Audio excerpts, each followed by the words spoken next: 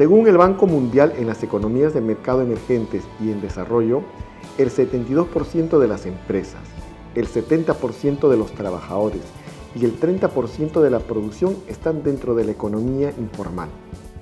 En el Perú, el sector informal representa el 17.7% del PBI para el 2020.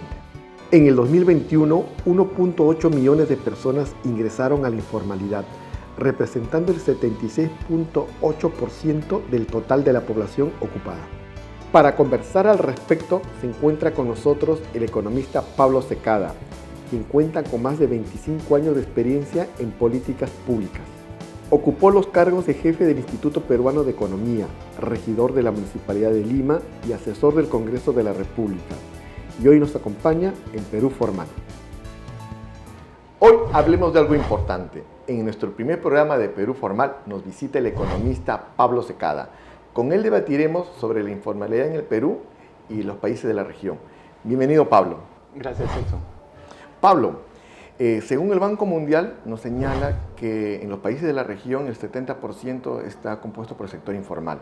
¿Cómo está la problemática de la informalidad en los países de la región? No es así. El Perú tiene, igual que Honduras, de 5 trabajadores, 4 son informales. Y el tamaño de la economía peruana sí se ha reducido la informalidad. Llegó a ser 65% del PBI. 2/3 de la actividad económica era informal y eso se ha reducido a 45% del PBI. Llegamos a ser el 5º más informal del mundo y ahora somos el 11º más informal del mundo. Hemos mejorado un poquito. ¿Y quiénes son los países que están en los primeros puestos? Zimbabue, Venezuela, Bolivia, Panamá, algunos países de África que han estado en guerra, Somalia, por ejemplo. Se asocia mucho la informalidad con la marginalidad. ¿Podríamos decir eso? Ser informal es que no cumples con el formalismo que te exige el Estado, ¿no? A mí me gusta más la definición que usan en Estados Unidos, que es la economía en la sombra, ¿no? La que shadow economy le llaman en inglés, ¿no? ¿Qué es qué? Es esta señora, ¿no? Estamos en un mercado, una señora que tiene pues, en otra parte del Perú su puesto de alcachofa, que hemos estado hablando de alcachofa más temprano, ¿no? Pero la señora no cumple con lo que el Estado dice. El Estado dice que las alcachofas tienen que cumplir ciertas reglas sanitarias, la señora no las sigue. El Estado dice que hay que pagar el IGB, bueno, en productos agrícolas no, pero en otros productos sí, la señora no paga IGB. Vive en la sombra, ¿no? ¿Cuál es el problema de vivir en la sombra? Tienes un montón de problemas. Es más difícil conseguir crédito, por lo tanto es más difícil invertir y más difícil crecer. Es más difícil hacer negocios con empresas formales. O sea, si tú siendo informal vas donde una empresa formal y le dices, oye, yo soy tu proveedor, posiblemente te diga que no puede, ¿no? Entonces, lo que terminas haciendo es excluyendo una parte del país de la actividad económica formal, ¿no? Pablo, como la OIT, que como lo conceptualiza, lo señala, pues que la informalidad está por el sector informal y por el trabajador informal. Hernando de Soto lo señala que la informalidad es todo aquel grupo, toda actividad económica que está al margen de la legalidad. ¿Cuáles son las causas de la informalidad? Son varias, ¿no? Son varias. Las principales. Tienes que pensar en los beneficios de la formalidad, los costos de la formalidad, los beneficios de la informalidad y los costos de la informalidad. Entonces, si una persona decide no pasarse a la formalidad, es porque percibe que los beneficios de la formalidad no son relevantes y los costos de la formalidad más bien son muy relevantes. ¿Cuál es el principal costo de la formalidad? El señor de la municipalidad, de defensa civil, del ministerio, etcétera, que viene con una cartilla donde hay 320 cosas que cumplir, ¿no? Y algunas son discrecionales, ¿no? Por ejemplo, mi viejo cuando se jubiló puso una cafetería en Lince. Mi viejo es bien hecho, ¿ya? Entonces había seguido pues lo mejor que podía las recomendaciones de la municipalidad. Y bueno, resulta que viene el inspector de la municipalidad y le mira todo y todo cumplía y le mira el extintor de incendios y saca una wincha. Y le dice, no, su extintor de incendios debería estar 30 centímetros a la derecha. Entonces mi viejo le dice, ¿y con eso me das la licencia? Sí, traigan el taladro. Y en la cara del señor taladró la pared, puso otro tarugo, puso un clavito y colgó su extintor. Pero el inspector le dijo, no, esta visita de inspección ha terminado. Yo voy a regresar en otro momento, ¿no? para inspeccionar si efectivamente ha movido 30 centímetros a la derecha su medidor. Mi viejo lo llevó al techo y en la propiedad vecina había un montón de galoneras al lado de un montón de periódicos. Entonces le dijo, si te preocupa que mi extintor esté chueco, mira acá al costado. Y le dijo, no, ese no es mi tema. Yo he venido a inspeccionar su tienda, no al vecino, ¿no? Ese es un ejemplo. O sea, a ese señor no le interesa evitar incendios, ¿no? Le interesa cobrar coimas. Y como mi viejo no le quiso cobrar una coima, lo fregó y se fue y regresó después, y con lo cual le demoró la licencia. Pero le paralizó a tu papá pues alrededor de 15 días. 15, 20 días, Sí. ¿no? Y para un emprendedor esto es... O sea, tienes todo tu negocio listo, Paralizado. tienes al personal contratado, al personal entrenado, tienes las máquinas compradas, tienes los platos, es una cafetería, tienes los platos probados por clientes, tienes todo listo. Son 15 días que no vendes. Y te golpea moralmente. Sí, pero mi viejo tenía un departamento bonito, tenía su auto, mi mamá tenía su auto, tenía plata en el banco, no tenía problema. Pero si el negocio lo está poniendo una persona de ingresos muy bajos, esos 15 días son mortales. ¿Qué hace esa persona? Se va a la informalidad, abre el negocio con la puerta cerrada, caleta, ¿no? Y va facturando por adentro y las señoras van saliendo una por una, no de golpe, ¿no? La propuesta que tiene el Estado para formalizar lo ve al ciudadano, al emprendedor, como un prospecto de contribuyente, Sí. ¿no? Entonces, te formalizo porque tengo el interés de que puedas pagar. Pero la principal razón por el cual no quiero ser formal es precisamente porque no quiero pagar como contribuyente, ¿no? O sea, ¿para qué trabajamos nosotros en el Estado? Trabajamos para servir a los ciudadanos, ¿no? Y si viene una señora que quiere formalizar un pequeño negocio, esa señora va a vivir de eso. Esa señora tiene hijos, esa señora tiene esposo, esa señora tiene, qué sé yo, quizás la mamá de ella vive con ella, ¿no? Entonces, cada día que yo la trabo, su familia no está comiendo, ¿no? Eso puede generar problemas de nutrición, problemas de salud, puede generar hasta problemas mentales, ansiedad, ¿no? Entonces, ¿te das cuenta que el Estado está hecho al revés? El Estado debería estar hecho para servir a los ciudadanos y está hecho para aprovecharse de ellos, ¿no? ¿Qué es lo que quisiera yo como informal recibir de la sociedad? Creo yo, ahora que estamos en estas épocas de precios altos, y de fertilizantes altos y de problemas de alimentos, todas las mujeres deberían tener una cuenta en la que deberían recibir, cuando hay problemas, una transferencia del Estado asociada a su DNI. Entonces yo como Estado digo, ok, golpearon los precios, ¿cuánto más tiene que gastar una familia al mes? 100 soles, le transfiero 100 soles. ¿A quién? A la mamá. Si le transfiero 100 soles al papá es un problema, hace lo que quiere con la vida. Las señoras son más responsables, velan por sus hijos, entonces le transfiero a la mamá.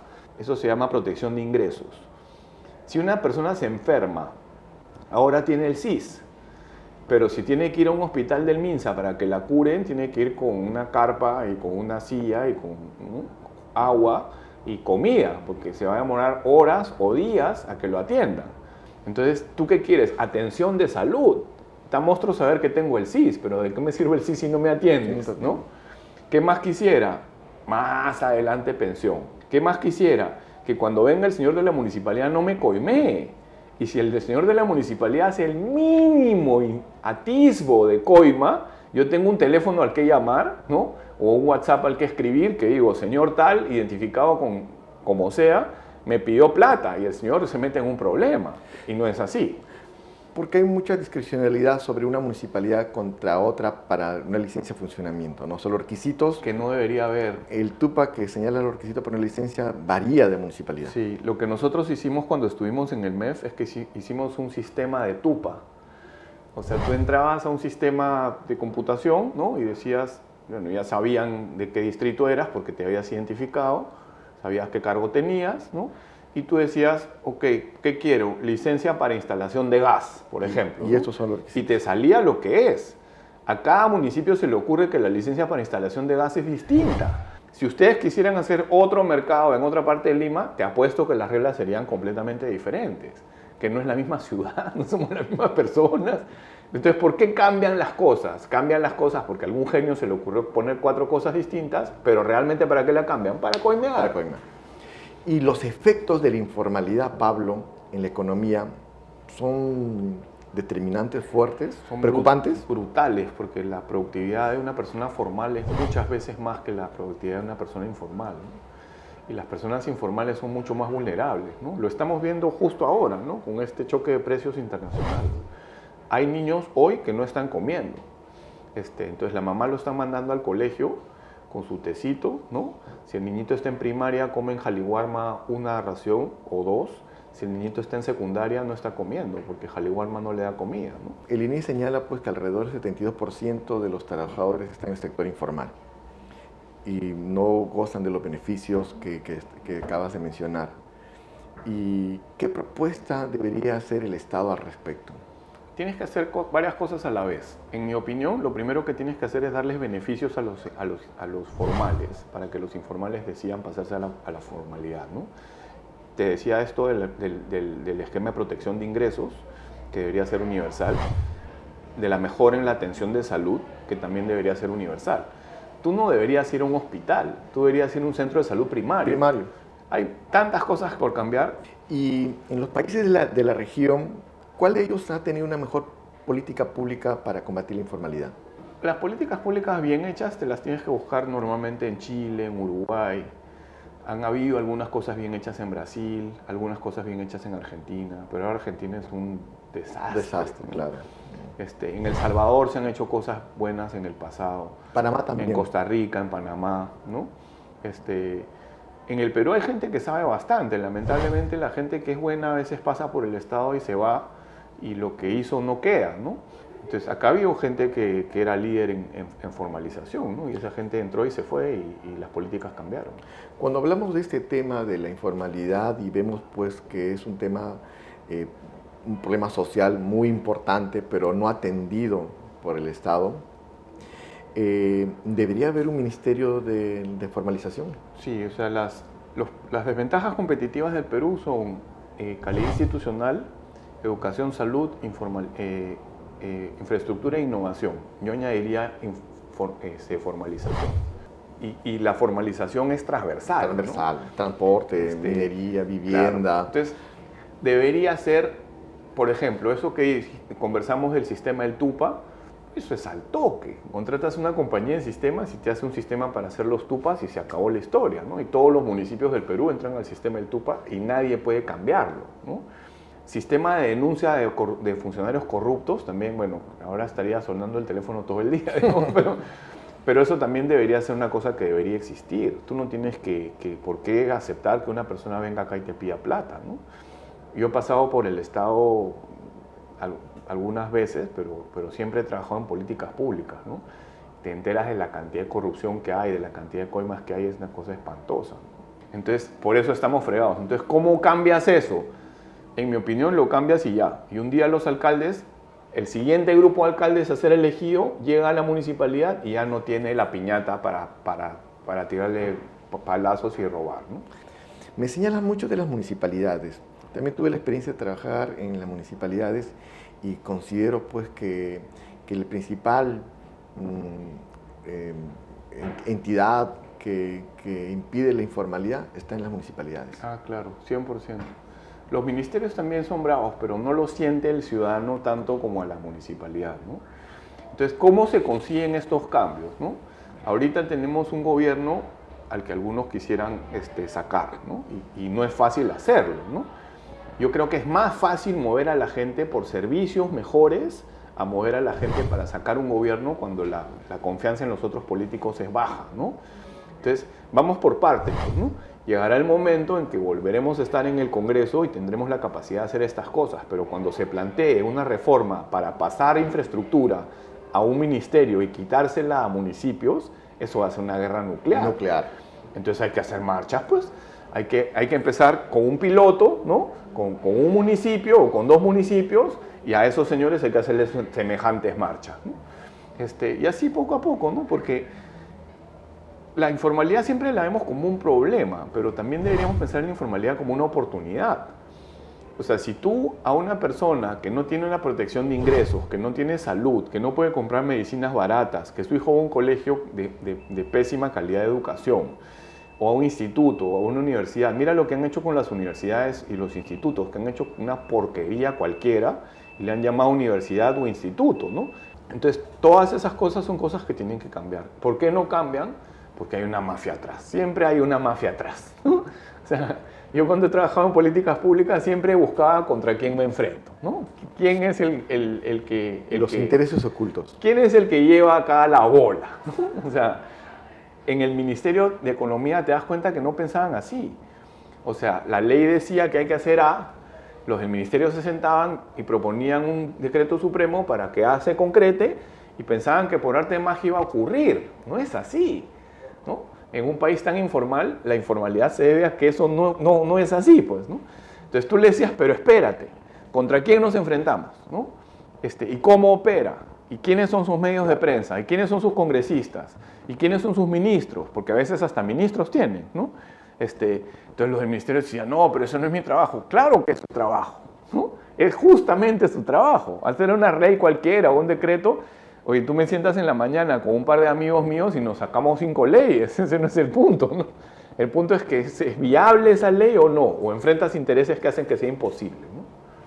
Una vez conversé con unos amigos y hablamos de la informalidad pues, en el sector vivienda, transporte, y alguien comentó, también el Estado es informal. Y tiene razón, porque a todo lo que mencionas, pues, existe una dispersión total de las normas, de la formalización. Quien ve el tema de formalización en el Estado, lo ve el Ministerio de Producción y el Ministerio de Trabajo, ¿no? Incluso quien fomentaba la formalización de las MIPES era el Ministerio de Trabajo, porque consideraba que el trabajador sin beneficios laborales es aquel que mi objetivo final. Pero el emprendedor, aquel que quiere poner su negocio, aquel que quiere tener su empresa, no está pensando en precisamente tener su régimen laboral, sino está en crecer económicamente. En vender, en expandirse, ¿no? Pero ahí pues un poco equivocada la política. Ya, pero imagínate cómo sería si fuera así. ¿Cómo deberías constituir una empresa tú? Ahora, la mayoría de personas tienen teléfonos. Tú deberías entrar a una app, ¿no? Una app, no una web del Estado, y menos gov.pe, que parece que la han hecho para fregar a la gente, sí, ¿no? Totalmente. Una app. Tú entras a la app y te pregunta, ¿quién eres? Cuando tú pones tu DNI, la app ya sabe quién eres. Si eres hombre, mujer, cuántos años tienes, dónde vives, porque toda esa información el Estado ya la tiene. Tú solo tienes que poner tu DNI. Pones tu DNI y te dice, ¿qué quieres? Constituir una empresa. Ok. Estás eligiendo en un menú, como si estuvieras jugando un juego en el teléfono. ¿De qué quieres tu empresa? Quiero un puesto en un mercado. ¿En qué mercado? ¿No? Y te sale. Y con el dedito eliges 5 o 6 cosas y te dice, ya señor, ya tiene. Y te sale un PDF, ¿no? Que ya es tu licencia provisional, ¿no? Y si viene un inspector al cabo de cierta cantidad de días, te inspecciona, y si no viene, por defecto te la dan, ¿no? Así debería ser. ¿Qué tiene que ver eso con ahora? ¿Cuánto tiempo has pasado para cumplir con la...? 7 años. Imagínate. 7 años. Y alrededor de 2.300 documentos. Imagínate. ¿No? Entonces, Pablo... Eso no lo puede hacer cualquiera. Hay un montón de gente que no puede hacer ni uno porque entra en pánico. Sí. Porque le ponen un montón de preguntas, porque después tiene que ir a la municipalidad. Va a la municipalidad y el poder estará pensando, pucha, va a saber que soy informal, va a irme a mi casa, me va a fregar, me va a poner una multa. Pánico. Y también mejor no invierto más. Si pensaba comprarme 2 camiones para poder mayor número de abastecimiento, no, tal vez cierran el mercado, no, tal vez cierran la ferretería. Te pongo otro ejemplo. Tú eres asesor, tú también has asesorado a muchas personas. Y si tuvieras un sistema de asesoría que esté disponible, ¿no? Por ejemplo, si las personas tienen que elegir entre un camión de gasolina y un camión a diésel, ¿no? Esa decisión, ¿alguien te ayuda a tomarla? No. Entonces, ¿tú por qué no contratas a alguien que sea un asesor y te grabe un videíto para tomar esa decisión y el videíto esté ahí? Cuando en tu app llegas al punto en que quieres comprar un camión a diésel, chocas y el asesor te habla 1 minuto. ¿Te das cuenta de lo simple que es? Eso sería si estuvieran pensando en el ciudadano, no están pensando, ellos hacen al revés. No ponen la información para que vayas a la municipalidad a averiguar, ¿no? Y cuando llegas a la municipalidad a averiguar es como que el pavo entra caminando al horno, pues no te falta con el cuchillo del tenedor. Una vez te escuché hablar que para hacer un cambio de la estructura de una entidad del Estado, reformar el Estado, Es complicado, ¿no? Porque adentro tienes los que se oponen a que se realice Sí. esta reforma. Y ahora hay que ser un Estado paralelo al Estado. Tal cual. Esa siempre ha sido mi manera de verlo y eso es lo que yo he visto que funciona. Tú tienes la municipalidad distrital, ¿no? Que tiene todas sus áreas. Y tú quieres cambiar las áreas que tienen que ver con los emprendedores, porque quieres que esas áreas empiecen a moverse. Haces un nuevo equipo al costado, con un nuevo sistema al costado, con apps, todo así como hemos conversado, todo simple. Y haces pruebas con ese equipo nuevo. ¿Y qué crees que va a pasar con la gente? La gente va a decir, por favor, quiero el equipo nuevo y no quiero eso que hacían antes. Entonces le dices a los otros, ha sido un gusto trabajar con ustedes, ¿no? Mucho gusto, chao. Tú siempre sabes en el Estado los que roban. Tú no lo puedes probar, ¿no? Porque los tipos tampoco son tontos de dejar los papeles firmados en las mesas, pero tú sabes quiénes son. Y luego, pero en la instancia final del Poder Judicial No, lo liberan, liberan, ¿no? Porque tú vas y pagas, ¿no? Entonces, lo que tú haces es los arrimas. A los nombrados tú no los puedes votar, porque el Poder Judicial los regresa, ¿no? A los contratados vas dejando que venzan sus contratos y se van yendo. Pero a los nombrados, ¿qué haces? En el MEF lo que hice es los metí en un cuarto. Metí a 6 en un cuarto. Y era como este cuarto más o menos. Tenían sus sillas y tenían periódicos todos los días. Podían leer todos los periódicos que querían, pero no podían entrar al sistema del MEF, no podían mandar correos, no los dejaban ni salir. Enfrente de la puerta había un guachimán. Entonces el guachimán sabía que ellos no salían ni para almorzar. Ellos tenían que ir con lonchera. Entonces no los pude votar, pero no pudieron hacer nada. Interesante la propuesta del Estado tras el Estado. Bueno, Pablo, así damos por terminado nuestro primer programa y te agradecemos mucho. Es un honor que tú puedas estar con nosotros, hablar de este tema de la informalidad. Hemos hecho un diagnóstico transversal al problema y te esperamos para una próxima visita. Cuando quieran, pero solamente un comentario final. Estamos en un mercado de personas que se han formalizado, Sí. que eran informales en la parada, que eran grandes comerciantes de algunos productos, pero por la forma en que el Estado opera, se habían salido de la formalidad. Ahora todas estas señoras tienen su todo formal. Si quieren un crédito para mejorar su casa, van al banco y se lo dan. Claro. Entonces, fíjate cómo ha cambiado la vida de ellos mismos, ¿no? Siendo los mismos comerciantes de los mismos productos, porque se salieron de la informalidad y se le pasaron a la formalidad con todo lo que costó, ¿no? Con los 2.300 documentos. Pero su vida es otra. Este es un ejemplo de lo que la formalidad puede hacer, ¿no? Puede ser. Y así terminamos nuestro primer programa de Perú Formal. Visiten nuestras redes sociales y nos esperamos en la próxima edición. Perú Formal, lo que Perú necesita.